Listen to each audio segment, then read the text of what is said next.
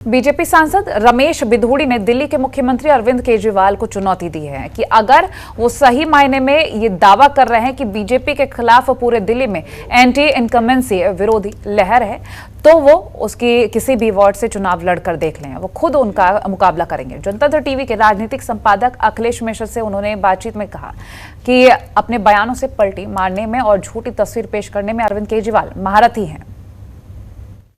चुनाव का बिगुल बज चुका है। भारतीय जनता पार्टी इस बात से आग बबूला है कि आम आदमी पार्टी ने कहा कि यहाँ के एलजी को भी पार्षद का चुनाव लड़ना चाहिए। इसी मुद्दे पर बातचीत करने के लिए हमारे साथ भाजपा के सांसद रमेश बिधूड़ी जी हैं।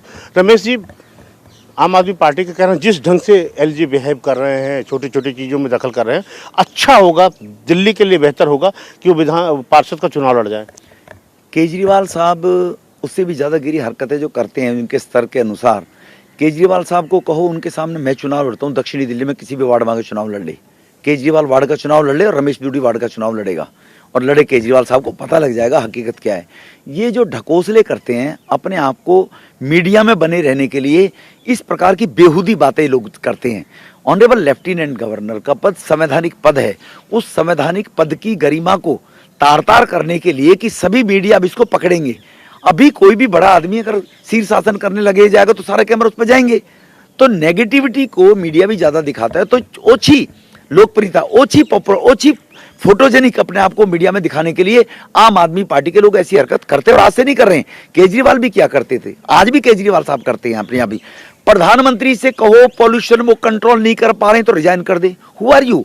आप बनारस में लड़ने गए थे ना, अपनी हैसियत देखिए प्रधानमंत्री के लेवल में केजरीवाल ने, कि केजरीवाल साहब की हैसियत क्या है देखिए ना। और रिजाइन किसका मांगते हैं? प्रधानमंत्री का।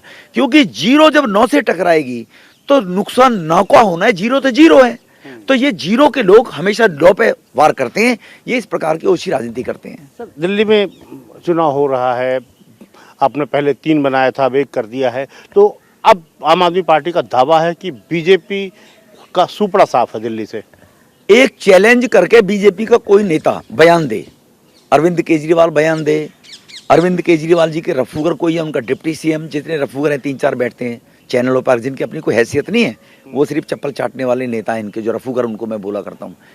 उनको ये बोलो कि वो ऑथेंटिसिटी के साथ, गारंटी के साथ में बयान दे कि एमसीडी में अगर बीजेपी जीतेगी तो ये राजनीति के बारे में क्या सोचेंगे। उनका बयान आएगा तो हम भी बयान देंगे, फिर मैं भी बयान दूंगा कि हम ये कहना चाहते हैं बीजेपी जीतेगी तो ये होगा। उनसे बयान लेके देखो एक बार, तब मजा आएगा। क्योंकि इनको कहना पलटना, गिरगिटी का रंग बदलना, ये इनकी प्रवृत्ति है।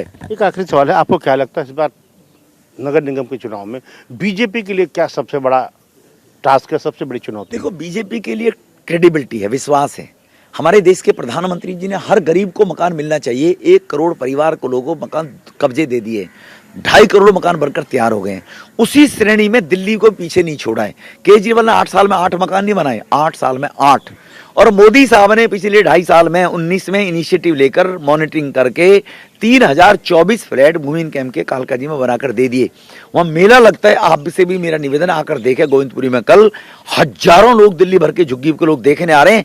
ऐसा भी हो सकता है दिल्ली के अंदर कि गरीब को 25 लाख का फ्लैट मिल सकता है, 30 लाख का फ्लैट मिल सकता है, ना के बराबर, छोटे से अमाउंट के ऊपर।